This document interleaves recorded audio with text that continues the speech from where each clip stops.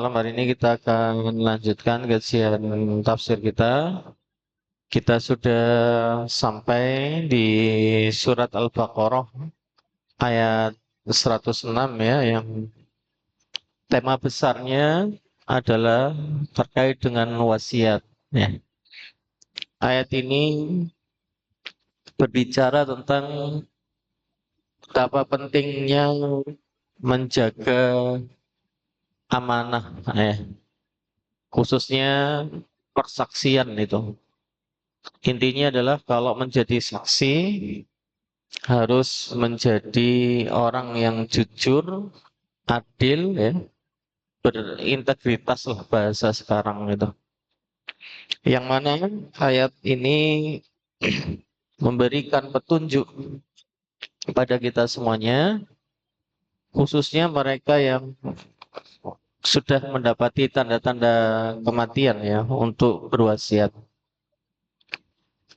Ayat ini tidak hanya ada di surat Al-Maidah, ya. Ada di ayat yang lain. Idza hadara ahadakumul maut in taraka khairanil wasiyah. Di ayat yang lain redaksi firmannya seperti itu. Namun terkhusus di ayat ini ada hal yang beda. Apa perbedaannya? In antum dorobatun fil ard, ya. Apalagi dalam keadaan safar ya, melakukan perjalanan. Ini insya Allah kita sudah bahas. Ayat berikutnya nanti masih terkait dengan tema ini ya. Sekedar mereview sejenak. A'udzubillahi minasyaitonirrajim. Ya ayyuhalladzina amanu syahadatu bainikum idza hadara ahadakumul maut. Hinal wasiyyati itsnaini dzawa 'adlin minkum aw akharani min ghairikum in antum darabtum fil ard fa asabathum musibatul maut tahbisunahuma min ba'di sholati fayuqsimani billahi in irtabtum la nashtari bi thamanan walau kana dha qurba wala naqtumu syahadatallahi inna idzal laminal athimin. Jadi ayat yang sudah kita bahas ini berbicara tentang kesaksian ya, apabila ada seseorang yang sudah mendapati tanda-tanda kematian dan kemudian berwasiat, ya, maka hendaknya ada dua orang yang kemudian menjadi saksi yang adil ya pastinya. Maka jika kemudian orang yang berwasiat ini mendapati dijadiin saksi, maka mereka harus memegang teguh apa yang sudah diamanahkan kepadanya. Sehingga orang-orang yang mendapatkan amanah ini harus melaksanakan dengan baik ya. Nggak boleh kemudian menyelewengkan dan lain sebagainya. Nanti akan ada ayat yang menjelaskan bagaimana kalau kemudian tidak ideal ya. Sang saksi ternyata tidak melakukan sebagaimana mestinya. Maka ayat ini menjelaskan apabila orang mukmin merasa perlu terkait dengan wasiat itu, maka harus disaksikan. Nah, ini ya. Berbicara tentang persaksian itu sebetulnya Islam sangat menganjurkan ya. Ada banyak hal yang perlu ada ya. Apa di antaranya hutang piutang ya. Itu sebetulnya juga harus ada saksi ya. Biar apa? Biar jika di suatu hari nanti ada perselisihan itu bisa jelas. Demikian juga dengan hal ini. Maka mereka-mereka yang menjadi saksi itu idealnya yang memang memegang teguh kebajikan, kebenaran, mereka yang adil ya. Mempunyai integritas loh kalau bahasa sekarang itu. Jika kemudian timbul persoalan, ya baru bisa kemudian diselesaikan dengan adanya saksi-saksi itu. Nah, bagaimana kalau saat kondisi safar terus kemudian tidak mendapati saksi itu ketika datang musibah itu? maka ia boleh mengambil saksi yang non-muslim, ya. Tetapi tadi mensyaratkan adil, yang harus adil. Ini kalau dalam keadaan safar, ya. Walaupun di dalam tafsir itu ada beberapa pendapat, ya, mengkhususkan dibolehkannya ini kalau keadaan safar misalnya. Kalau memang tidak ada hal ini, ya idealnya harus yang muslim. Nah, kemudian para jemaah sekalian, berikutnya apabila kedua saksi itu cukup dipercaya, maka kesaksian mereka atas wasiat tersebut tak perlu disertai dengan sumpah, ya. Nanti ada di ayat yang akan kita bahas hari ini, bagaimana kalau kemudian mereka itu tidak amanah, ya, tidak melaksanakan sebagai semestinya gitu ya, dan kemudian tidak menjalankan apa yang seharusnya. Apa yang menjadi sumpah bunyinya itu termaktub di ayat ini, ya, yaitu la nashtari bihi thamana walau kana dza qurba wala naktumu syahadatallahi inna idzal laminal athimin. Ini ya. Jadi demi Allah kami tidak akan mengambil keuntungan, ya, terkait dengan sumpah ini walaupun dia karib kerabatnya. Nah, kami tidak menyembunyikan kesaksian terhadap Allah. Jika demikian, maksudnya saksi itu tidak melakukan yang semestinya, ya niscaya ia termasuk orang-orang yang berdosa. Nah, ini terkait dengan sumpah, ya, yang menunjukkan para saksi agar berikrar terkait dengan kesaksian itu. Jika mereka tidak melakukan hal yang semestinya berlaku adil, nah otomatis mereka termasuk asimin tadi. Masuk orang-orang yang berbuat dosa. Ya, ini materi kita kemarin, ya, beberapa hal poin ini, dan insya Allah hari ini kita akan lanjutkan di ayat yang ke 107. Monggo Ustaz.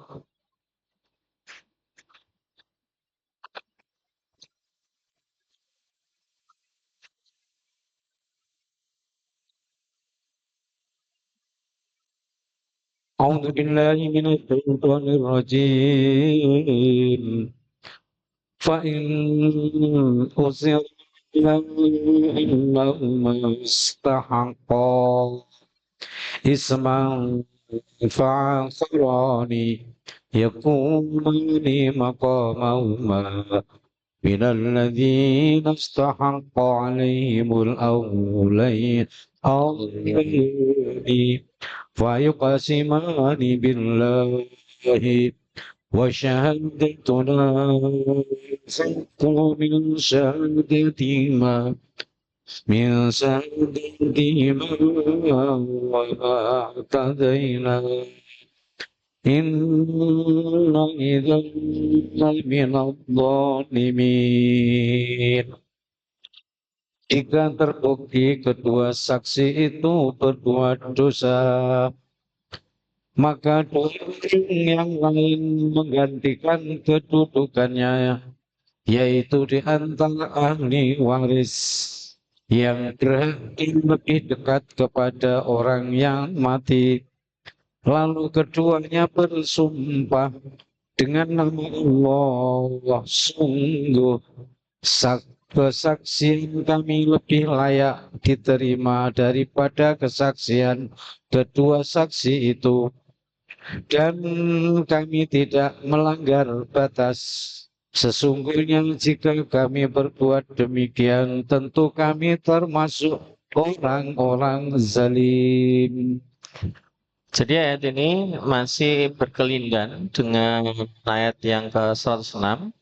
Fa in usir ala mastahaqqa itma fa akharani yaqumani maqamahuma min alladziina istahaqqa 'alaihimul awlayani fayuqsimani billahi la syahadatuna haqqu min syahadatihima wa ma'tadaina inna idzal minadh dhalimin.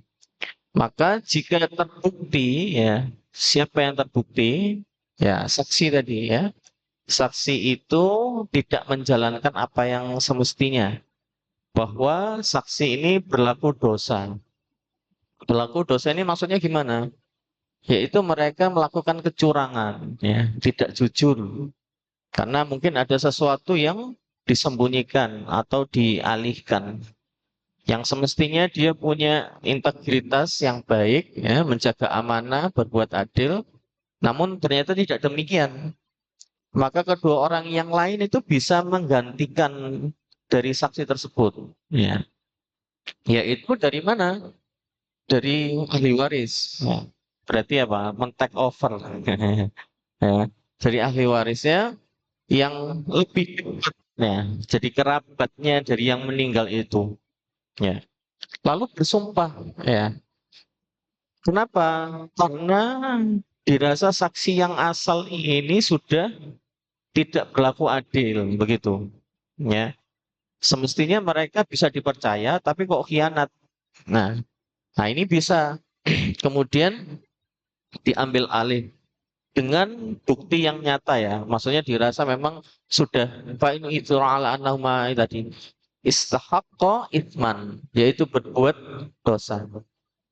Dan kemudian keduanya bersumpah ya, yang mana sungguh kesaksian kami lebih layak diterima. Tadi berani bahwasannya mereka itu tidak melakukan tuduhan yang sembarangan. Ya. Jadi mereka ini termasuk orang-orang yang mengetahui ada penyelewengan dan kemudian saksi tidak melakukan sembarang tuduhan dan tidak melanggar batas. Karena apa? Jika demikian, maka tentulah termasuk orang-orang yang dolim. Sebagaimana di ujung ini ya. Inna idzal laminal zalimin. Maka di ayat ini menjelaskan apabila di kemudian hari ya setelah wafatnya orang yang berwasiat itu tanpa ada sesuatu yang nggak benar ya, apalagi kemudian ketidakjujuran, ada indikasi seperti itu ya. Ketika diminta persaksian ternyata sang saksi memberikan kesaksian yang palsu misalkan kan ya. Jadi apa ini kaulazur ya, perkataan yang nggak baik atau dusta yang kemudian ini menjadi apa namanya tanda-tanda sang saksi itu menyeleweng kan biasanya gitu ya. Mereka lalu memberikan kesaksian yang tidak benar atau mengaku tidak menyembunyikan sesuatu dari peninggalan yang dipercayakan padahal ya tidak demikian. Maka caranya adalah mengalihkan ya terhadap ahli waris yang akan menggantikan ya. Untuk itu harus dicarikan dua orang lain yang terdekat hubungan keluargaannya dari orang yang meninggal tadi yang berwasiat ya, untuk menerima warisannya ini dari kerabat yang berhak apabila dia memenuhi persyaratan untuk menerima warisan ya. Kenapa? Karena ada hal-hal yang menghalangi ya. Biasanya yang menghalangi itu adalah beda agama sama membunuh ya.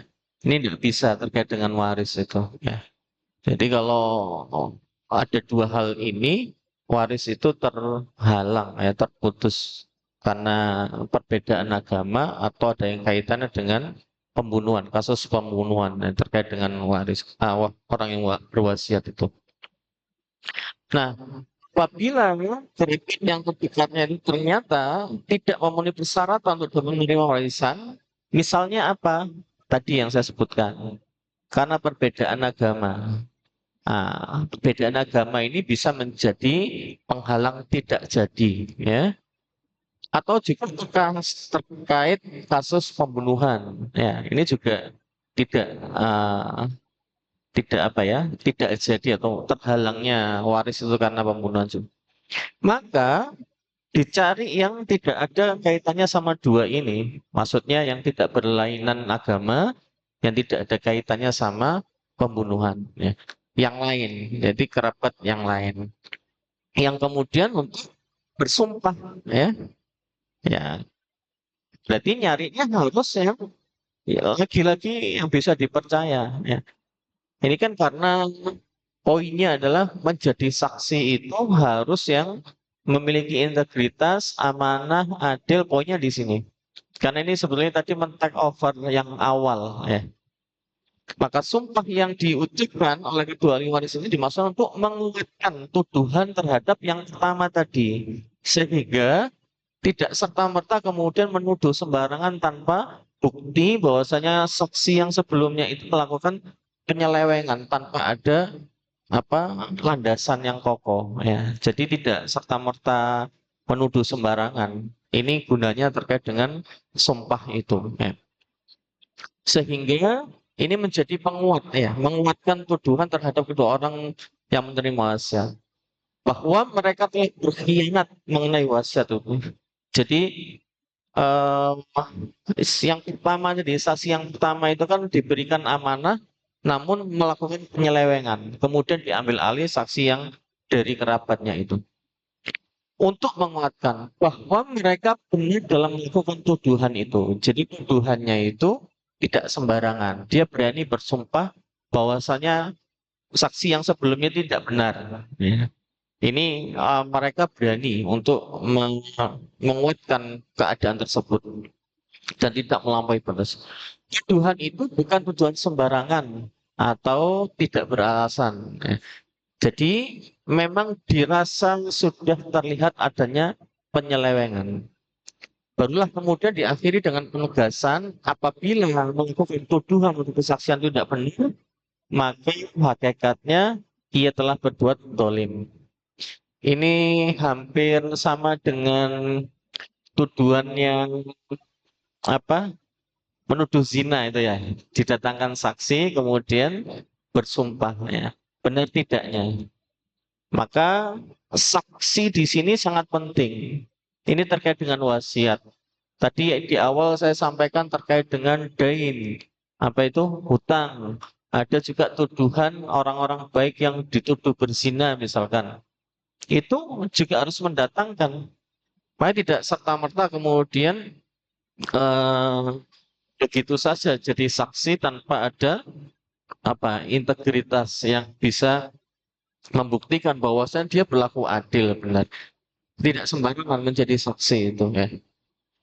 Maka ayat ini menjelaskan tentang prosedur ya, hukum saksi khususnya terkait dengan wasiat ya. Jadi ayat sebelumnya dan ayat ini terkait dengan hal itu. Jika saksi yang pertama tadi terbukti berkhianat, melakukan penyelewengan ya, tidak jujur, maka ahli waris bisa mengajukan dua saksi pengganti dari keluarga yang terdekat. Dengan catatan yang tadi dua ya, tidak berbeda agama dan tidak terkait dengan pembunuhan, terkait dengan keluarga itu. Dan kemudian sumpah terhadap kesaksian mereka. Ya. Mereka sendiri juga bersaksi bahwasanya apa yang mereka tuduhkan juga tidak sembarangan tuduhan dan ia juga berani mempertanggungjawabkannya. Maka ayat ini membicarakan tentang penyelesaian itu ya, persengketaan dari segi wasiat dan juga alih sumpah ke ahli waris ya. Yang tadi kemudian ahli waris itu mengambil posisi ini karena ditengarai yang mendapatkan amanah saksi ternyata ada sesuatu yang penyelewengan. Dua terkait dengan isi sumpah saksi baru ya. Jadi saksi yang baru tadi juga bersumpah di hadapan Allah bahwa kesaksiannya benar. Sedangkan kesaksian saksi yang pertama itu rusak gitu ya. Karena mereka sudah tidak berlaku adil atau jujur dan kemudian menegaskan bahwa si ahli waris ya jika yang saksi baru tadi bisa menggantikan. Nah, Bapak Ibu jamaah sekalian, sebetulnya dua ayat ini itu beberapa riwayat ada yang menjelaskan terkait dengan asbabun nuzul. Ada seseorang yang kemudian diberikan amanah terkait dengan wasiat, tapi dia tidak melaksanakan wasiat itu. Ya, ini saya nukilkan ada riwayat terkait dengan ahli waris Tamim Ad-Dari dan Adi bin Badda yang menyembunyikan barang peninggalan sahabat dari Bani Sa'd. Namun ada pendapat yang menjelaskan riwayat ini lemah ya. Bahkan Tamim ad-dari di sini yang dimaksud sebetulnya itu bukan tamim ad-dari, ya. Tapi poinnya adalah ada orang yang memang mendapatkan amanah, tapi kemudian tidak menjalankan amanah, ya. Nah, ini yang kemudian hadirnya ayat ini yang menjelaskan bagaimana semestinya Islam mengatur terkait dengan persaksian. Karena di dalam Islam ada banyak persaksian, termasuk tadi persaksian tentang utang, piutang, itu juga ada saksi. Terus kemudian yang menuduh wanita baik-baik berzina misalkan, itu juga harus didatangkan saksi. Benar enggak? Jangan hanya tuduhan-tuduhan sembarangan. Termasuk dengan wasiat ini. Nih. Nah, inilah kenapa kemudian ditegaskan bagaimana prosedur Islam mengajarkan terkait dengan wasiat ini, terlebih khususnya dengan saksi, ya. Jadi di dalam Islam saksi ini sangat penting sekali, ya. Bahwasanya seorang saksi itu harus berlaku adil.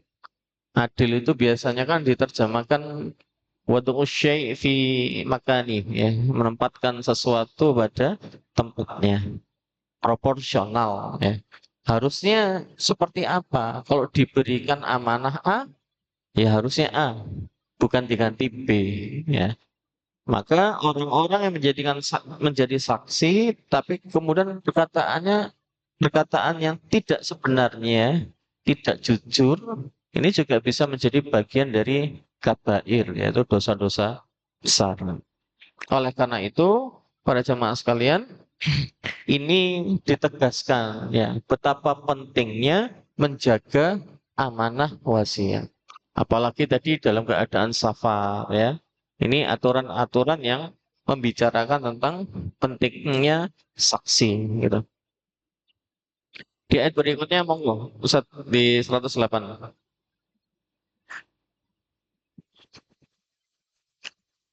أعوذ بالله من الشيطان الرجيم ذلك أدنى أن يأتوا بالشهادة على وجهها أو يخافوا أن ترد أيمان بعد أيمانهم واتقوا الله واسمعوا والله لا يهدي القوم الفاسقين.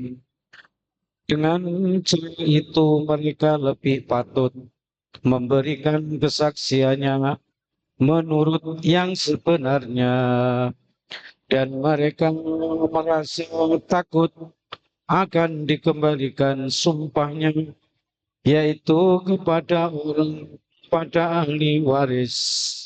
Setelah mereka bersumpah, bertakwalah kepada Allah dan dengarkanlah yaitu perintahnya dan Allah tidak memberi petunjuk kepada orang-orang fasik. Jadi ayat ini menjelaskan terkait dengan cara dan isi sumpah yang semestinya, ya. Dzalika adnanya ayyatu bisyahadati ala wajhiha. Ya, itu lebih dekat, ya. Bagi siapa? Ya, untuk para saksi, ya. Untuk mengemukakan kesaksiannya dengan sebenar-benarnya. Au yakhafu an turadda aymanum ba'da aymanihim, ya. Dan itu lebih dekat pula menjadikan mereka merasa takut, ya, akan dikembalikan sumpahnya kepada ahli waris, ya. Wattaqullaha wasma'u, dan bertakwalah kepada Allah dan hendaknya kamu sekalian mendengarkan. Allahu la yahdil qaumal fasikin. Allah tidak menunjuki kaum yang fasik ini. Jadi terkait dengan maksud mereka bersumpah ini adalah maksud ungkapan bahwa sumpah saksi-saksi yang berlainan agama tadi itu ditolak, ya, dengan sumpah saksi-saksi yang berasal dari kerabat. Ya, ini yang tadi ya saya sampaikan, beberapa pendapat itu memang ada yang kalau keadaan normal tidak mengizinkan yang berbeda pendapat, ya, berbeda pendapat, berbeda agama. Kecuali kalau dalam keadaan tadi indorobtum di perjalanan atau safar itu. Nah, kemudian bisa juga berarti bahwa orang-orang yang bersumpah itu akan mendapatkan balasan di dunia dan akhirat karena melakukan sumpah palsu. Nah, ini yang kemudian menjadi poin bahwasanya sekali lagi si itu idealnya berlaku adil. Namun kalau tidak berlaku adil, dia akan mendapatkan balasan dari apa yang ia upayakan. Jadi ayat ini menjelaskan bahwa cara dan isi sumpah seperti disebutkan tadi ya. Ini merupakan jalan yang lebih dekat pada kebenaran yang dapat mendorong orang-orang yang bersumpah itu baik penerima wasiat maupun ahli waris dari yang bersumpah tadi. Kenapa? Tujuannya satu, agar mereka memberikan kesaksian yang semestinya, yang sebenarnya, ya, penuh dengan integritas ya, tanggung jawab ya. Dan yang terpenting adalah menyadari bahwasanya Allah Subhanahu wa taala melihat mereka ini, ya, mendengar sumpah mereka ini dan agar mereka lebih berhati-hati ya. Tidak mudah kemudian menyelewengkan sesuatu. Ya.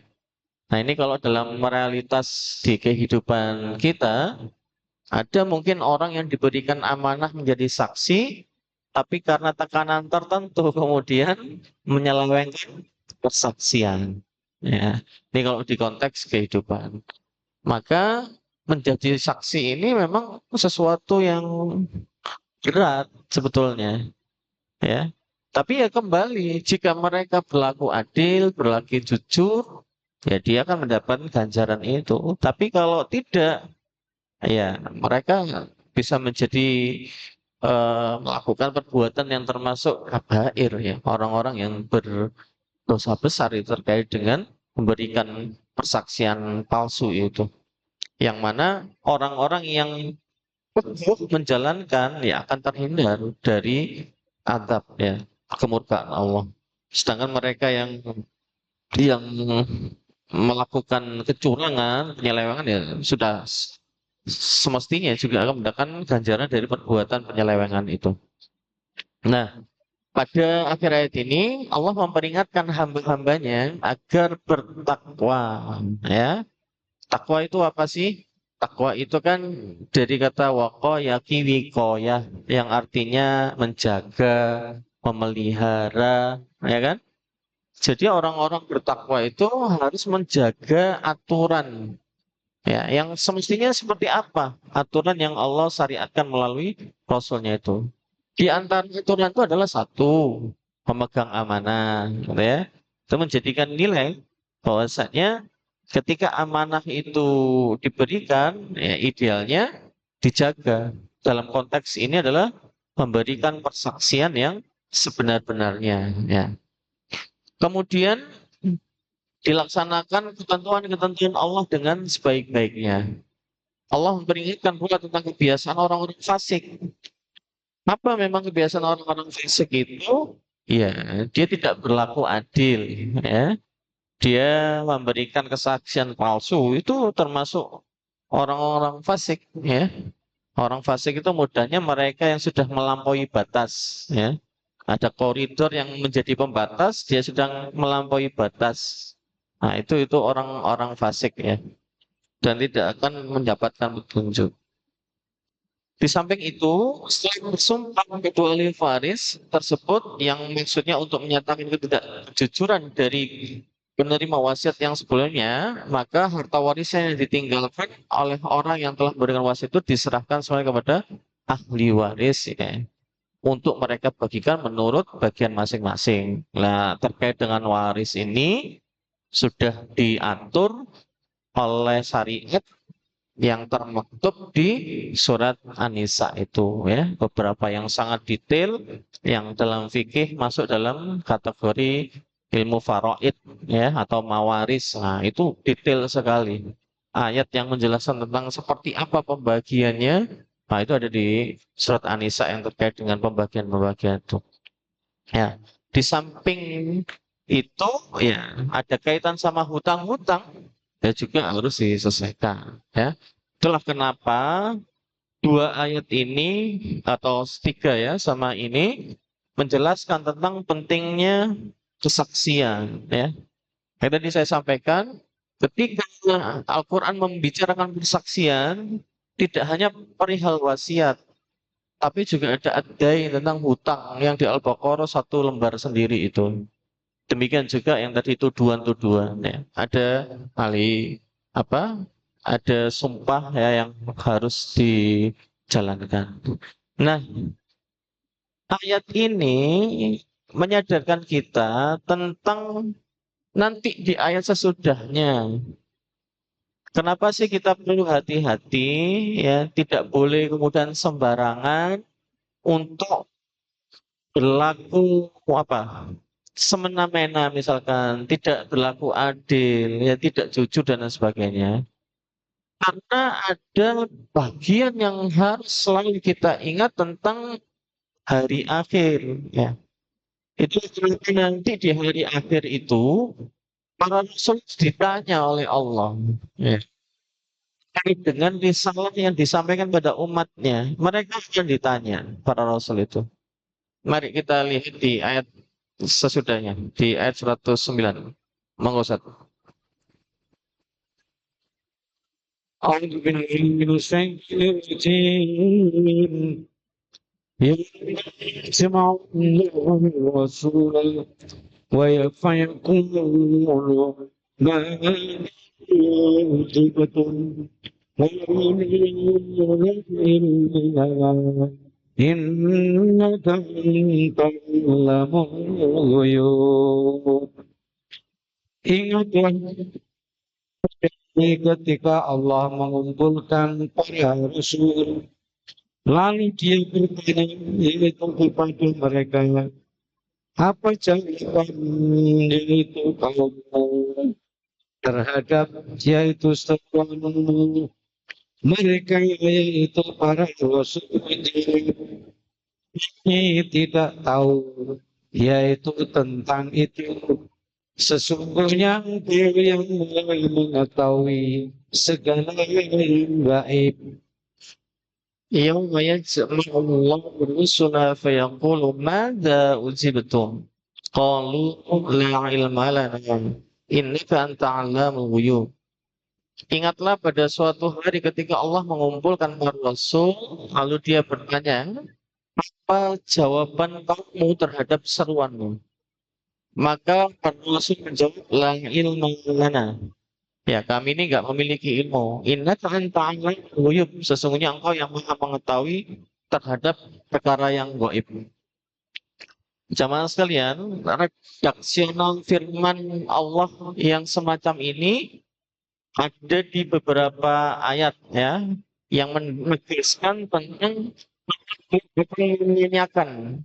Di antaranya adalah apa yang termaktub di dalam surat Al-A'raf, nanti bisa dilihat di ayat ke-6.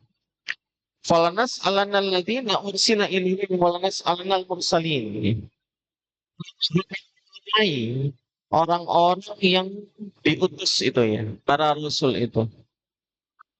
Demikian juga mereka-mereka yang sudah dihadirkan, diutus rasul. Mereka akan ditanya apa yang mereka kerjakan. Namun pada zaman sekalian, kita bisa melihat ya bagaimana kemudian ayat ini menjelaskan tentang hari kiamat ya. Ya kalau berbicara hari kiamat itu kan ada nama-nama hari ya. Yaumul Hisab, Yaumul Mizan. Ini Yaumul Mahsyar. Ketika di peristiwa itu dikumpulkan ya. Kemudian Allah mengajukan pertanyaan pada para rasul ini tadi. Ya. Kalau rasul idealnya memang sudah menjalankan. Tapi yang menarik tadi di ayat ini apa? Qalu la ilma lana. Ya. Para rasul itu mengatakan, kami nggak tahu ya Allah. Karena sesungguhnya engkau yang mengetahui, engkau yang mengetahui apa yang gaib. Ada mufassir yang menjelaskan kenapa para rasul mengatakan la ilma lana ini. Kami nggak tahu ya Allah. Itu menjelaskan harinya keadaan hari itu. Mintai pertanggungjawaban pada zaman sekarang. Ada di juz 30 tuh ya. Yauma yafirrul mar'u min akhihi wa ummihi wa abihi wa sahibati wa banihi likulli imri'in minhum yauma idzin sya'nun yughni. Saking sibuknya. Tapi di sisi lain, ketika Allah mengajukan pertanyaan kepada Rasul itu, apa jawaban mereka yang mereka terima terhadap umat-umat yang mereka itu diutusnya Rasul ya. Maka Rasul itu tentu saja mengetahui jawabannya. Apa yang telah mereka terima dari umat masing-masing dan bagaimana tanggapan mereka terhadap seruan itu. Karena kan setiap Rasul yang diutus kan menyampaikan risalah Allah. Ya sudah pasti kan ada yang menerima dan tidak. Ya. Tapi yang jelas para Rasul sudah melakukan apa? Publik, ya, menyampaikan. Sudah disampaikan. Meskipun mereka itu yang diseru oleh Rasul itu beraneka ragam penerimaannya, ya kan? Kalau kita lihat di Al-Baqarah itu kan ada 3 golongan ya. Satu golongan orang yang beriman, 2 golongan yang kafir, ketiga golongan orang-orang munafik, ya kan? Jadi Rasul yang diutus itu penerimaan madhunya yang diseru itu macam-macam dan Allah kan maha tahu. Mau tahu terkait. Makanya tadi para Rasul mengatakan anta alimul ghuyub ya. Maka itu yang maha mengetahui terkait dengan hal yang gaib. Maka Rasul itu mengatakan la ilma lana. Kami nggak punya ilmu terkait dengan hal itu. Sesungguhnya Allah yang maha mengetahui. Yang jelas pada zaman sekalian, dia akan kepada Rasul itu jawaban apa yang mereka terima dari umat yang telah mereka seru kepada Allah itu. Allah tidak menanyakan kepada para Rasul apakah mereka sudah menyampaikan risalah. Ya. Apakah mereka sudah menyampaikan risalah itu kepada mereka atau belum? Hal ini menunjukkan bahwa para Rasul itu benar-benar telah menyampaikan risalahnya. Ya. Intinya melaksanakan tugas.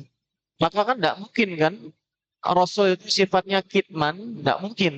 Kitman itu menyembunyikan. Rasul itu sifatnya tablik, menyampaikan, ya. Dan mereka sudah menyampaikan hal itu semuanya. Menunaikan tugas dengan baik, yaitu menyampaikan risalah Allah. Bukan tetapi sebagian dari umat itu yang tidak menerima ajaran atau seruan para rasul itu, ya. Dan ini sudah kita bisa lihat dari beberapa kisah para nabi ya. Bagaimana Nabi Nuh menyeru bertahun-tahun ya. Cuman segelintir saja ketika diseru mereka pada lari semuanya. Ya, siang malam para rasul sudah melakukan hal itu karena mustahil rasul itu kitman, ya menyembunyikan mustahil. Karena para rasul pasti melakukan tablik yaitu penyampaian. Hal lain yang dapat dipahami ayat ini bahwa Allah tidak langsung menyampaikan pertanyaan kepada umat-umat dari para rasul itu. Misalkan, hai manusia, jawaban apakah yang telah kamu berikan kepada rasul-rasulku ketika mereka menyampaikan risalah kepadamu. Sebaliknya, justru Allah mempertanyakan kepada rasulnya, bukan kepada umatnya, hal ini untuk menunjukkan betapa murkanya Allah kepada umat-umat yang mengabaikan seruan itu. Jadi kan sebetulnya Allah itu maha mengetahui. Dan Rasul itu ditanya ketika bagaimana umatmu? Ya Rasul menyampaikan, la ilmu lana. Tidak cukup bagi kami memiliki pengetahuan terkait dengan hal itu. Sedangkan Allah itu alamul ghuyub, yaitu maha mengetahui yang gaib. Dan sudah pasti Allah akan membalas mereka tentang seruan para Rasul tadi. Ya. Dan dari sinilah kemudian kita lihat ada kisah. Ya. Di Al-Fatihah saja awal itu ada kisah. Mengajarkan tentang akidah, ibadah, kisah. Jadi dinas suratul mustaqim, suratul ladzina an'amta 'alaihim ghairil maghdubi 'alaihim waladdallin. Ini secara tematis sebetulnya bagian dari kisah. Ya. Seperti apa kisah orang-orang yang sesat dimurkai? Seperti apa kisah orang-orang yang diberikan nikmat oleh Allah? Ada di sini, ya. Itu miniatur Qur'annya di Al-Fatihah. Kalau kita baca seluruhnya, ada beberapa surat yang menjelaskan tentang kisah bagaimana kesudahan orang-orang yang mendustakan. Salah satu contoh saja. Di surat Ali Imran itu ada firman Allah bunyi ini. Qad khalat min qablikum sunanun fasiru fil ardi fanzuru kaifa kana 'aqibatul mukadzibin. Telah berlalu sunnah-sunnah Allah yang lalu ya. Coba perhatikan bagaimana kesudahan orang-orang yang mendustakan. Gitu ya. Jadi dari ayat ini kita bisa belajar apa kaitan munasabah dengan seperti tadi pada jemaah sekalian. Kalau mau kita munasabahkan bahwasanya pekerjaan kita hari ini ada kaitannya sama dengan hari esok. Maka saat kita berlaku tidak benar hari ini di dunia, maka akan kita tanggung di akhirat kelak.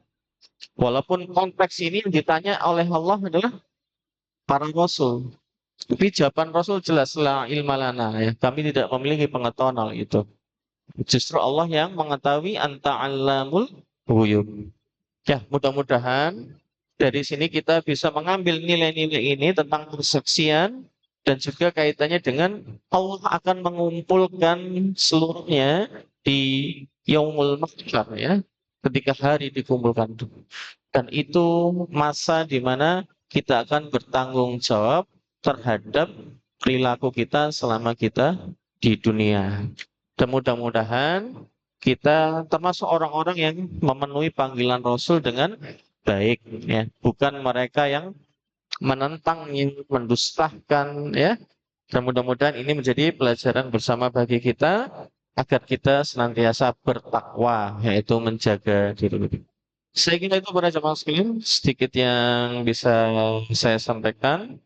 Semoga ada guna dan manfaatnya dan menyadarkan kembali kepada kita tentang pentingnya menjaga kebaikan dan berpegang teguh pada kebenaran. Mungkin ada yang perlu disampaikan? Cukup ya? Oke, jika demikian mari kita sudahi dengan doa kafaratul majelis dan juga alhamdulillah. Subhanakallahumma wa bihamdika asyhadu an la ilaha illa anta astaghfiruka wa atubu ilaik. Walhamdulillahirabbil alamin. Kurang dan lebihnya mohon maaf. Wassalamualaikum warahmatullahi wabarakatuh.